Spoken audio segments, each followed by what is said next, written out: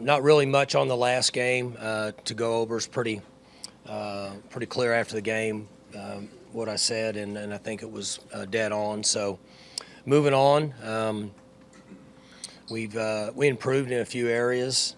We still have a long ways to go, but I was encouraged by the improvement we had in certain areas, and so we'll continue to work hard this week at Oklahoma State, and then we'll come up with a good game plan and get started when the guys get back to work tomorrow. And Mike, when you're getting ready to play an FCS team, I know last year's FCS team was not the cakewalk that a lot of these are, but sometimes they can get pretty out of hand. Do you have some goals or some things in mind that you want to try to get accomplished for your guys when you're facing a team from the lower division? So I told the team that overall on paper, whatever paper means, didn't mean a lot last week, but on paper, people are going to say you're a more athletic and a more talented team, and I'm okay with that. So, but I'm stressing the importance of focus, stressing the importance of us improving in all three phases, and then also understand that we always respect whoever we play. We talk about that in this culture for years here. They are averaging about 67 points a game, so sometimes that's hard to do when you're playing air. So our players are aware of that. They've got skilled guys that run around and make plays. So we need to be held accountable for ourselves and individuals, and then our three units, and then line up and go play hard. And that's what I told them last night. Does it help that this is the last time they'll have a chance to sharpen their skills against somebody else, and the next time they'll be on a field will be Baylor? Well, we've got a lot of sharpening to do. We're a long ways away from being a sharp tool, as you know. So we need practice. We need the practices. We still have youth. We have inexperience. We cut down mistakes considerably, but we still have more mistakes than what we would have on a very productive year per week. So we've identified those. We've come up with plans we think helps us to eliminate those as we move forward. And we need good practices this week. And, we'll worry about the next one later. But for the most part, I told them the truth. This is where we're at. This is who we are. This is who they are. This is what they've accomplished. This is what we've done this year. This is what we need to get accomplished this week, all while having a game plan for these guys just like we would anybody else. You complimented Dom Richardson post-game the other night, but looking back on it, yesterday I was looking at the stats. He's got 36 carries now, gained 192, and his net's 192. He has not lost a yard. I value that a lot in a running back, that he doesn't lose yards. Right. So he's a big physical runner. He's maturing some. We know that. He actually made some guys miss in space, which was encouraging. Arizona State had skill, and so I was encouraged by that. I think he understands the type of runner he is, and we need to work around his skill set, and then we need him to improve a little bit in each one of those areas. You mentioned before you want him to miss guys a little more instead of trying to run through them. What's the challenge there, getting a guy to kind of change and do that? Well, it's a big challenge because we are kind of who we are, right? So you've probably always wanted to do this, and if somebody came to you and said, hey, I want you to frame houses, you might not be fired up because you don't really want to frame houses. You either like to not work outside in the heat, or you like to come and jack with guys like me, one or the other. But regardless, you don't really change who you are. So it's almost like taking a quarterback and getting him into camp as a freshman and saying, hey, are you going to change his throwing motion? He's been doing it for 12, 15 years. Probably not going to change much of his throwing motion. So we're asking him to do a few things to improve his skill set, but we like who he is. We knew who he is. We knew who he was when we took him. We knew that was the style of runner he is. We know what style of runner Jaden Nixon is. We know what style of runner Ollie Gordon is. But that doesn't mean they can't improve in certain areas, and he's working to make those improvements. We also want him to master being who he is, and we're kind of seeing that growth at a very early stage. Is there a similarity to the evolution Chris Carson went through with any of that? Carson really kind of stayed true to who he was. When in his last year here, he was a very punishing runner, and then he ran the same way in the NFL when I saw him run. So I think there's similarities there. But you're right. As we progressed through that year where he made huge strides, he started to do a few things differently, and that's kind of what I'm talking about. But he's not going to be Kendall Hunter. He's not going to be that guy. That's not who he is, okay? So we need him to improve his skill set in a little bit where his strengths are. Dom mentioned post-game on Saturday that he kind of banged up his ankle. How big of an impact, with that style of runner that he is, how big of an impact could that ankle be? Well, all these guys get hit. Okay, there's two positions. Quarterbacks are going to get hit on Saturdays and not deliver blows, so they're just a freebie shot. And running backs take the most violent hits because in most cases they're getting hit from all different areas with guys that could potentially even have a running head start. So it's always a concern, and that's why we've had to play 3 running backs most every year that I've been here. Do you have any updates on DeAndre Jackson? I asked last week. On what? DeAndre Jackson. Should stay today. I mean, I'm waiting just like you. Are there any calls you can make about that? Or I don't know if that's on the Any forefront what? of your mind, calls to kind of get that situation Calls? expedited? Yeah. Yeah, you ever called like your phone service and get an automated system? Have you ever called you probably hadn't had to turn in insurance yet, right, in your life? Well, if you call an insurance company, you'll get an automated system and they'll pass you 3 or 4 numbers. Essentially, they don't want you to call and turn your claim in because they don't want you to pay them. And that's what happens when you call them. They pass it to somebody else and eventually nobody answers. Coach, after getting to watch the defense week 1 to week 2, now that you've gotten to see the week 2 film more in depth, what did you see the major improvements were?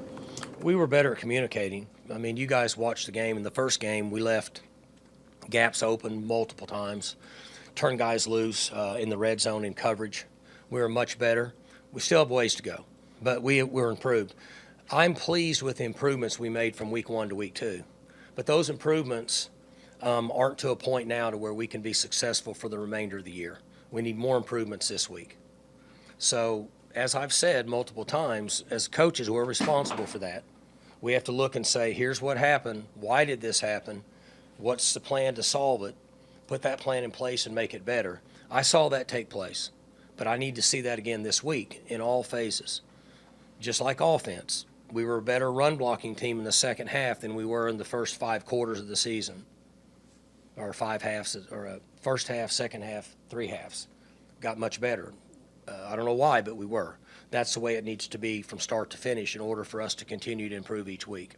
When you talk about better communication on defense, does that start with one position group, one guy in particular, or does that have to be everybody? How does that work? Yeah, much more communication now than ever, particularly in the back end. Defensive line communicates some, but not like safeties, corners, and linebackers. And I said this last week, but just as a reminder, those guys that were playing linebacker and those safeties last year that played for us had played 1,000,000 games. So their communication was somewhat just a given. These guys are learning that. And so it was better, but we still have to improve on it. And the other team knows. I mean, they know exactly what the issues are. Most coaches can identify youth on either side of the ball, and they're going to go right at it. It's just like you watch an NFL game. Corner leaves the game or safety leaves the game, it won't be but 2 or 3 plays, and they go right after that guy. Tom Brady and those guys, that's exactly what they're going to do. I watched it last night in the fourth quarter in that game, and Dallas showed certain things, and he saw it 2 out of the 4 plays in a row, and he checked to the speed cut by the inside receiver. When he saw a man coverage, he was covered up on a safety, and he hit it twice. Same thing that coaches do at this level.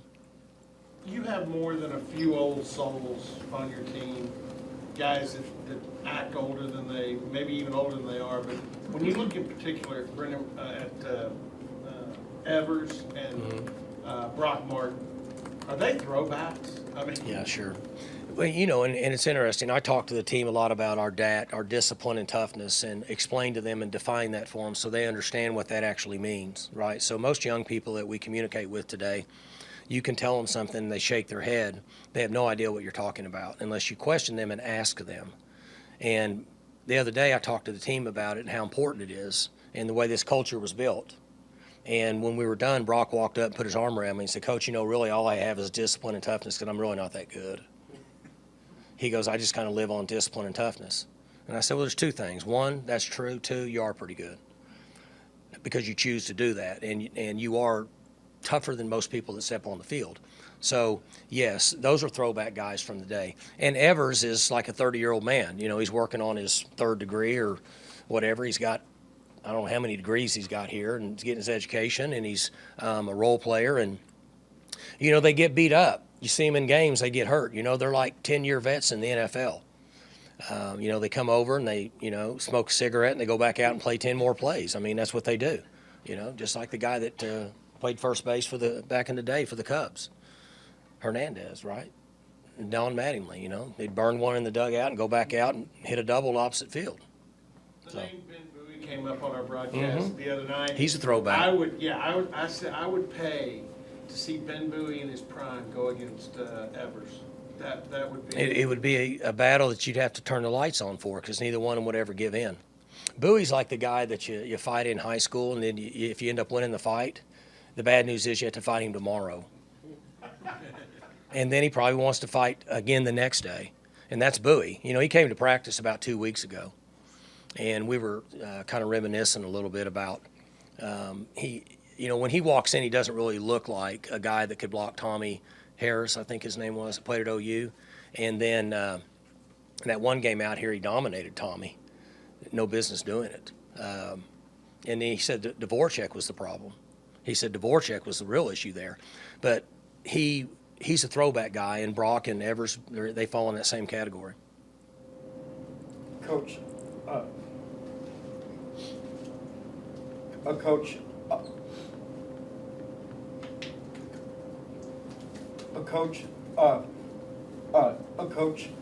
how have you seen Preston Wilson adjust under center and kind of become a leader of that fast tempo offense? He's doing good. Preston is learning to navigate that particular position, which is not easy.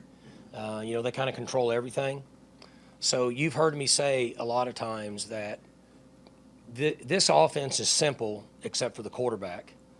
And it's simple somewhat except for the center. Those two guys really thrive on experience, and he's not had as much at that position.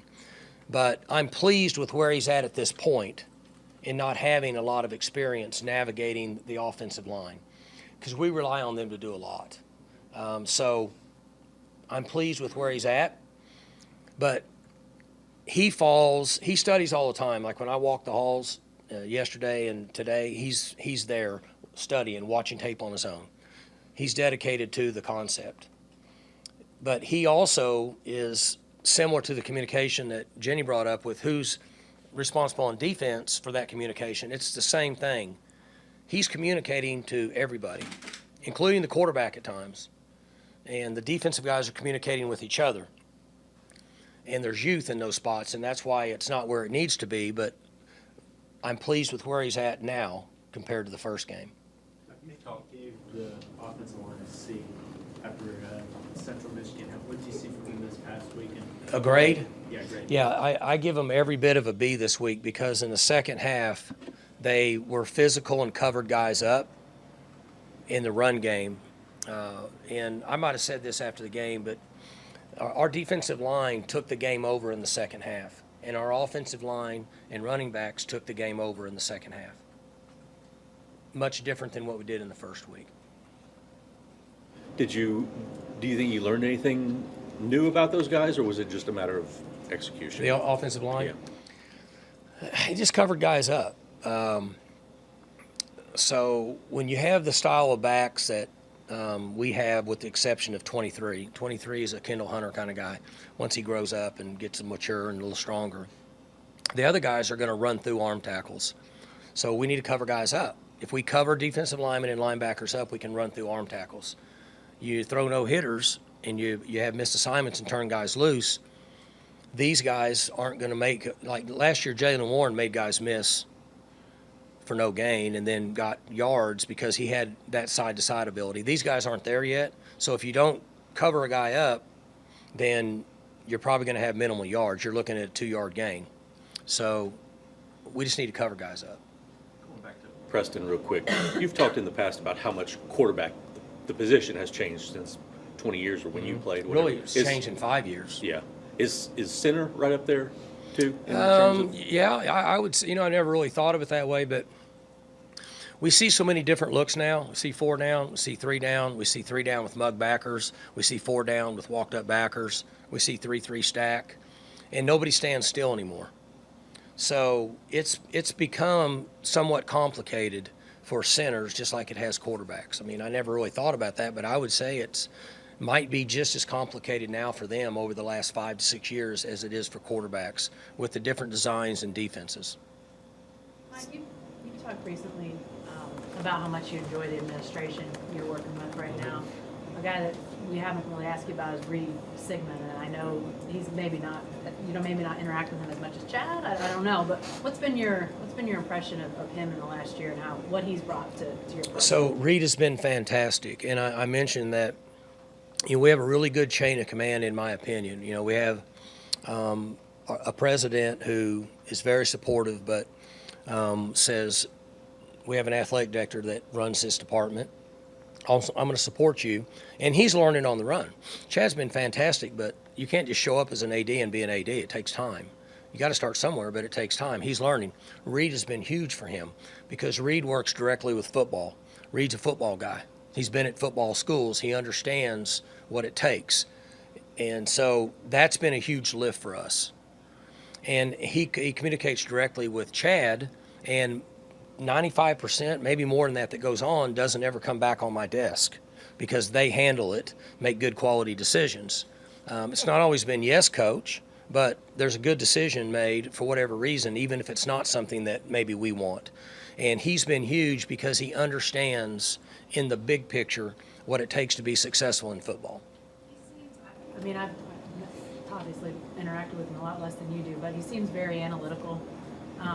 He sort of brings a pretty intelligent mentality, I would think. How does that play when you talk about big picture? Is he able to see those things that maybe you're not even anticipating or thinking about? So most people we come across in life, if they're talking a lot and going really fast, they're trying to convince you that they're smart, intelligent. Smart people sit and listen and don't have to cover themselves for that. Reed just sits and listens because he's very intelligent. He's very analytical, and he has a lot of experience in what he does, so he gets it. So all he's doing is gaining information and spitting it back out if he needs to at some point, or he's already made a decision in his mind. He's just going to clear it through the boss and then bring it later, and that's what he does. He sits and thinks and listens. And what was the cartoon guy, the mad scientist cartoon guy? You got young kids when they were going on.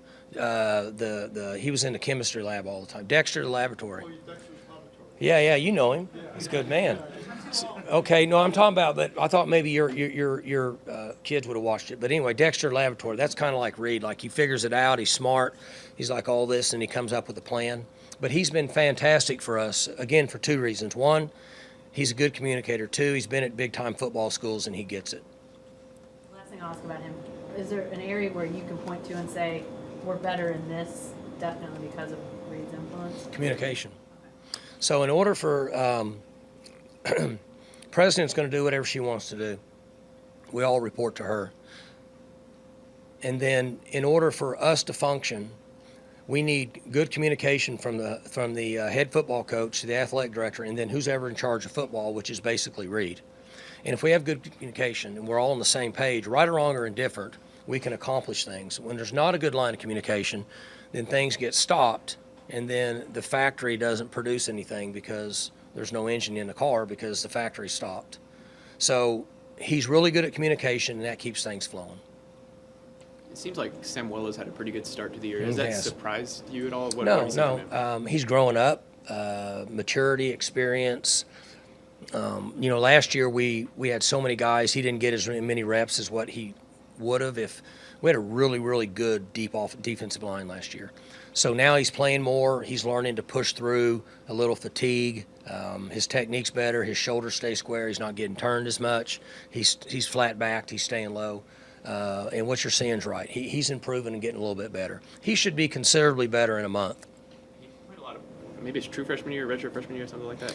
Yeah, and then not so much after that for a while. What's kind of went into that? Just guys in players, front of just him? guys, Izzy was here. Izzy's on the practice team for one of those pro teams. I mean, we had good players here.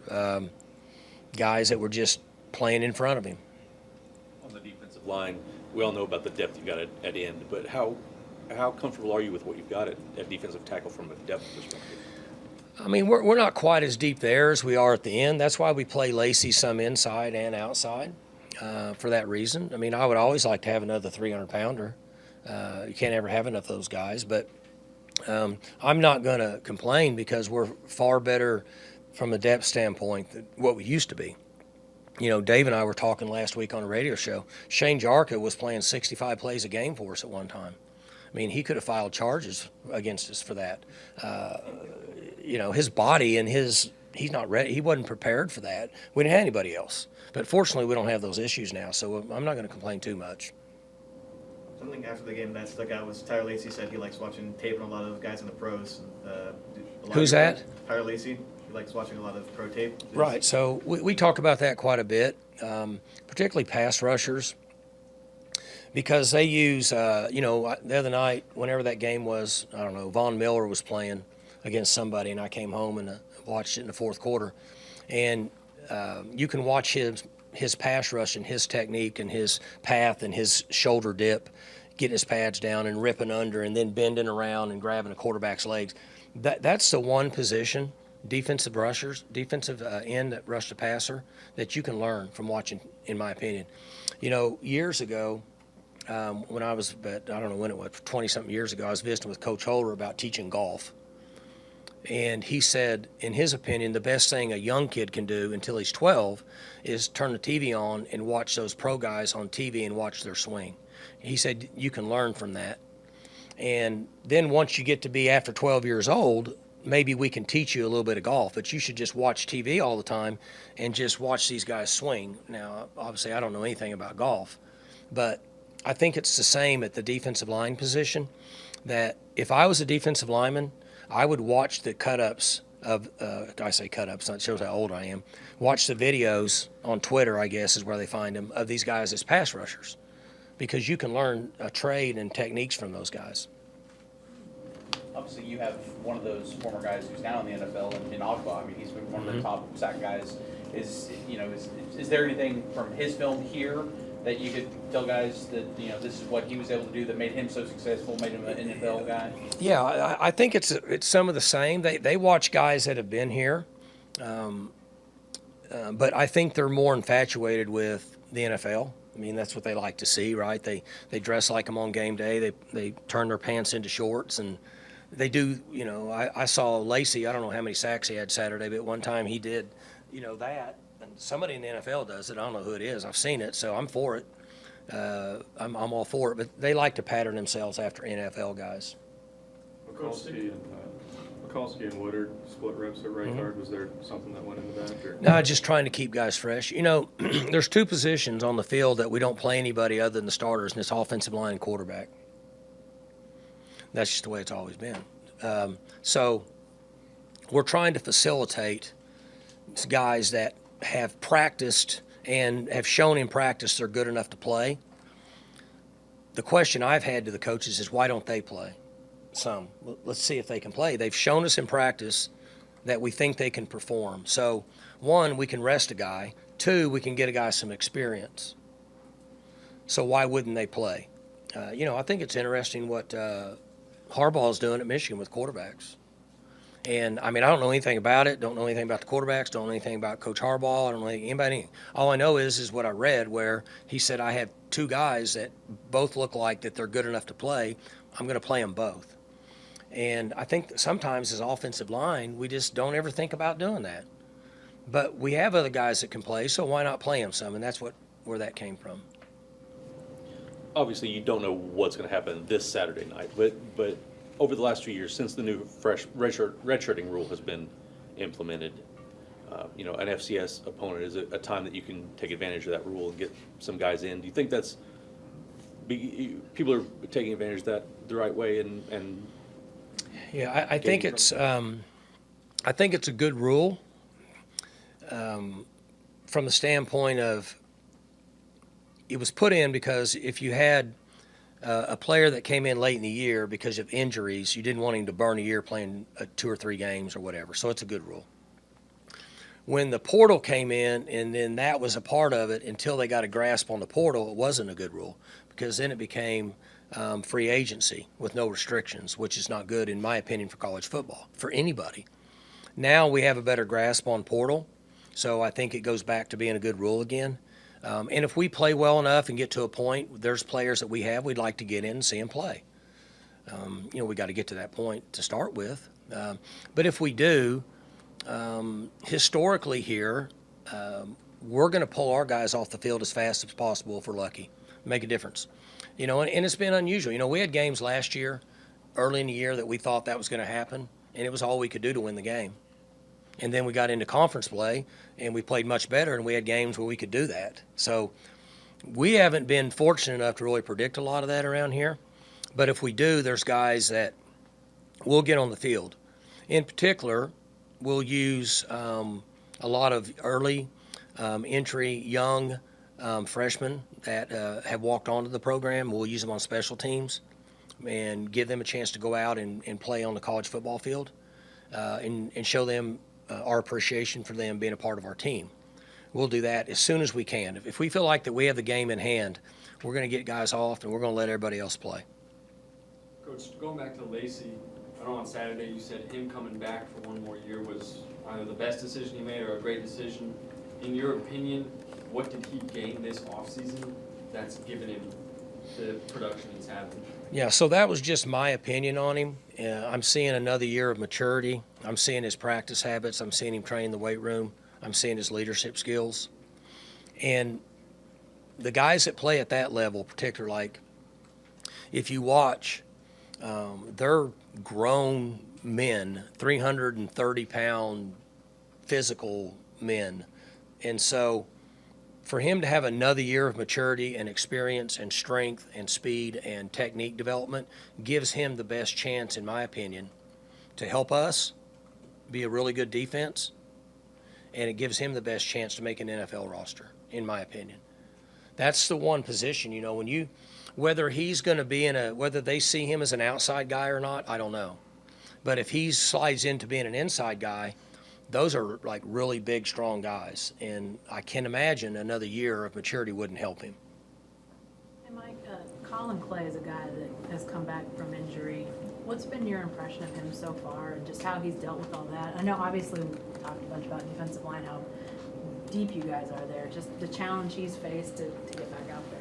We need to get him more plays, and it's nobody's fault. It's just the way that it worked out. But he's been fantastic from a standpoint of coming back from a traumatic injury and working his way back and practice. He's practicing hard. He's getting back into the flow. He gets a little better each week. We need to get him on the field more. And then same thing with Trace Ford. You guys watched it. He was different in this game than he was in the first game. And so I think he's starting to clear his mind a little bit, and Colin's in the same category. We're going to work to get him on the field more. Colin comes from a family that's pretty outgoing and hard charging. You see his brother up on the jumbotron all the time. His dad's a preacher. Like, how is how's Colin's personality? Is it similar in any ways, and has that translated into him pushing to get back out there? It's interesting. It's just like I always say with I have 3 of them, and they're supposed to be from the same mom and dad, supposedly, but they're all different. Okay? Colin is the complete opposite of them. Never says a word. Unless I speak to him, I don't think I've ever heard him talk. The young one has talked more in one day than he's talked in his life. And obviously his dad's a preacher, and he loves to talk. So it's interesting. Colin is just as quiet as they come. Great kid. Did you see Malcolm's hip toss from yesterday? Malcolm? Yeah. I did not. I have not seen anything on any of that. I've heard great things about him, but I did not see anything. No, I didn't see anything on Malcolm. I saw Jalen Warren pick up a twisting lineman and bench press him to the ground. Somebody sent me that. That's the one thing I saw. It was a pretty wild weekend for college football as well. Was there any game that you saw final score of that really shocked you? I didn't really watch much. I was up here most of the day. Obviously there's some surprises out there, but they don't really surprise me much. You guys know how I feel about it. We live in a time where 18, 19, 20, 21, 22, 23-year-olds are easily distracted. and they don't focus, and you don't focus, you don't practice well, turn it over a time or two, the other team makes a couple big plays, you in the fourth quarter, and before you know it, things get tight, and you don't play well, and you can lose. And that's what can happen. None of us focus well, right? We're all the same. If we don't get something we like, we swipe our phone and go to something else real quick. That's what we all do. That's the world we live in. And so it's a huge, huge factor. People discount it, saying that it's just coaches talk. It's not. If you don't focus, it's like I told the team last night. You guys got a choice to focus and understand our game plan and practice hard this week to play the best you can Saturday. Or you don't. You can think that you're playing a team that's not as good as you. You can think that you're trying to get ready to go on an open week, and maybe you're going to play the next team. And the truth of the matter is, you won't play very well. So I think a lot of times people don't put enough into, if you can't keep them focused, it's really hard for them to play well every Saturday. And certainly that's what we have to do at Oklahoma State. We don't have the luxury of rolling our helmets out on the field and saying we're going to win. It's never been that way here. You've always said that the polls shouldn't come out as early as they do. Does a weekend like this past weekend kind of go into that, where you don't really know who's the best team? I mean, I don't think there should be any polls till October 1st, just because how do we really know, right? I mean, we don't know. I mean, you see things that, you know, I don't even know who's ranked really where. I know where we are because y'all tell me, but I don't pay much attention to it. There's teams in it, and everybody says it's good conversation, right? It's good social media stuff. That's why we do it. That's why somebody does it. But October 1, usually have a pretty good feel for where everybody's at. And I think that's probably a fair estimate. There's teams that are going to be ranked in the top 15 in the country that don't deserve to be ranked in the top 15 in the country. And there's teams that are in 25 to 35 that probably deserve to be in the top 15. We just don't know it yet. So, but it doesn't hurt anything. I don't put any stock into it. And I tell our team, I hope you don't put any stock into it, because you're really only as good as tomorrow's practice, period. We don't have the luxury of taking many days off.